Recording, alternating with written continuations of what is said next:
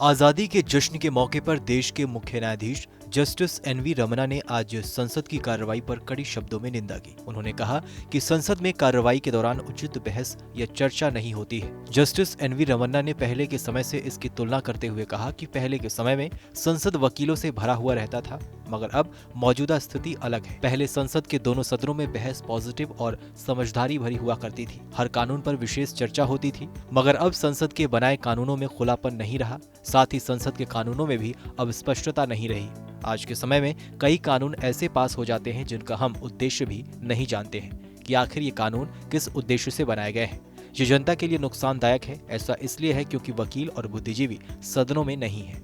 बता दें कि जस्टिस रमन्ना ने सुप्रीम कोर्ट में स्वतंत्रता दिवस के मौके पर आयोजित एक कार्यक्रम में कहा कि अगर हम अपने स्वतंत्रता सेनानियों को देखें तो उनमें से कई कानूनी बिरादरी से भी थे, लेकिन आज के समय में सदनों में जो कुछ भी हो रहा है वो दुर्भाग्यपूर्ण है। पहले सदनों में बहस बहुत रचनात्मक और सकारात्मक हुआ करती थी।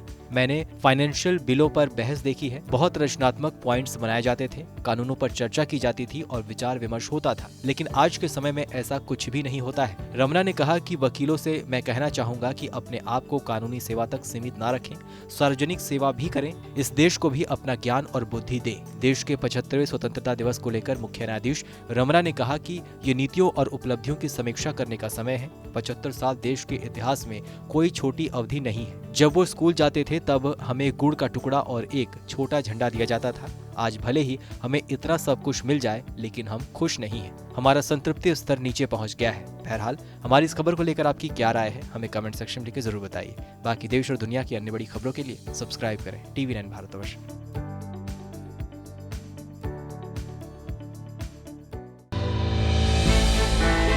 हमने की गलती फिर एक बार, कोरोना ने किया दोबारा प्रहार। मास्क, 2 गज दूरी, करें अपनी सुरक्षा पूरी। कोरोना टीका हम सबको लगाना है, मिलकर साथ समझदारी से कोरोना को हराना है।